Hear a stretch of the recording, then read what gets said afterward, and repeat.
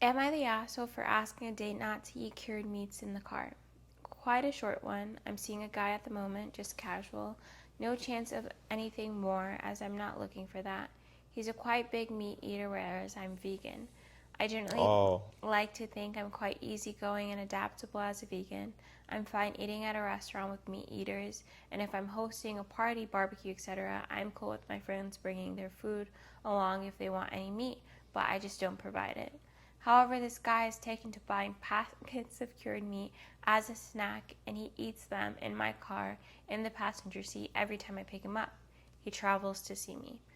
I'll admit some part of me gets annoyed, as I do feel it's quite inconsiderate to eat meat in such a close proximity to a vegan in that type of environment. But mostly the sight and smell of the type of meat is just really repulsive to me, and I don't think I'd want it in my car even if I wasn't vegan.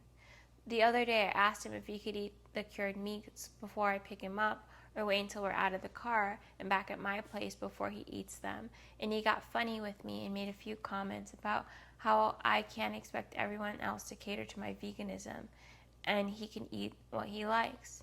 I'm a little torn here, as I do know I don't have the right to expect people not to eat meat, but I do also feel like I'm being in my car in such a close proximity to me should warrant a bit of consideration on his part.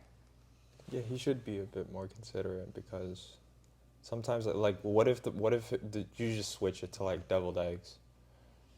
And like that's a huge smell. That smells terrible. I think it's fair on both sides. I think you put the boundary down, and he was like, well, I don't really think it's a big deal, so you can be like, okay, you're not in my car anymore. Yeah. Right? And then if he says no, and you're just like, okay, then this is the end of our relationship, it's just repulsive to me. Not that, like, how dare you do this? I'm a vegan, I'm going to have this conversation with you.